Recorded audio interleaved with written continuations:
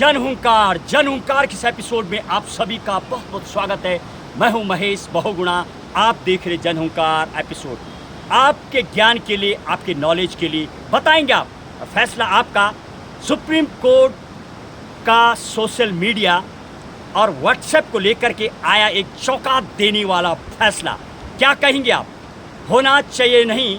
Supreme court ने इसको लेकर के जो लैंडमार्क जजमेंट दी है उसकी अहम जानकारी।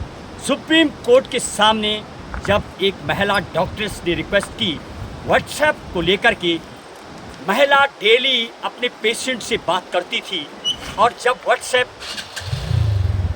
सोशल मीडिया पर जो अकाउंट था वो लॉक कर दिया गया और महिला पहुंची सुप्रीम कोर्ट और सुप्रीम कोर्ट से की गुजारिश अकाउंट को अनलॉक करने की और साथ ही साथ कुछ इसके लिए प्रॉपर गाइडलाइंस जारी करने की बात कि सोशल मीडिया पर जो प्लेटफॉर्म हैं इनके लिए नई गाइडलाइन बननी चाहिए। क्या कहा सुप्रीम कोर्ट ने, ये भी आपको देंगे अहम जानकारी। इंटरनेट के बारे में बताएंगे। ऐप्स जो भी बने हैं जो आप यूज करते हैं, ट्विटर है, फेसबुक, इंस्टाग्राम, तमाम पर शायद ये लागू होता है और ख़ास तौर पर व्हाट्सएप अकाउंट्स को लेके सुप्रीम कोर्ट ने यहाँ पर 4 बातें की। महिला ने इसको एक फंडामेंटल राइट बताया। यदि अकाउंट बंद हो जाता है तो फंडामेंटल राइट का हनन बताया महिला ने। हालांकि सुप्रीम कोर्ट ने इसको खारिज किया है।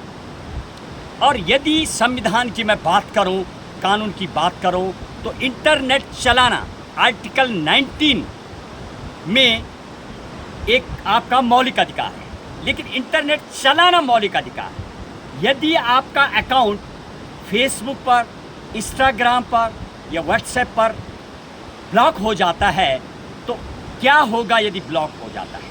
बहुत सारे लोग इससे ग्रस्त भी हैं, काफ़ी लोग इससे परेशान भी हैं और बहुत मुश्किल हो जाता है।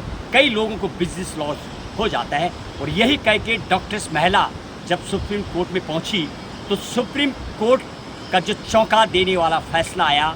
क्या कहा सुप्रीम कोर्ट ने? 4 बातें। पहली बातें, व्हाट्सएप जो यूज़ है ये फंडामेंटल राइट नहीं है। ये यूजर के द्वारा आपको सर्विस दी जाती है और आपका अकाउंट चालू हो जाता है और वो सर्विस देने वाला प्रोवाइडर ही किसी कारण से आपके अकाउंट को ब्लॉक कर देता है। ये सेकंड पॉइंट सुप्रीम कोर्ट ने कहा, WhatsApp is a private company, it's not a government. ये कोई स्टेट नहीं है। ये कोई एक जो फंडामेंटल राइट्स हैं उसको देने के लिए आपके लिए एक राज्य जो स्टेट की आर्टिकल 12 में जो डेफिनेशन दी गई है उसके अधीन होना चाहिए। जबकि ये सर्विस प्रोवाइडर एक कंपनी है तो इसमें फंडामेंटल राइट का कोई मामला नहीं बनता है।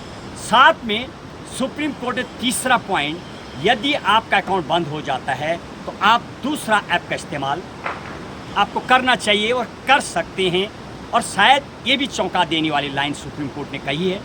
और तीसरा, supreme court can't force unlock और नहीं सोशल प्लेटफॉर्म के लिए सुप्रीम कोर्ट कोई गाइडलाइन जारी कर सकता है क्योंकि वो सर्विस प्रोवाइडर है, उनके अपने रूल रेगुलेशन होते हैं। क्या सोचते हैं आप? क्या कहेंगे आप?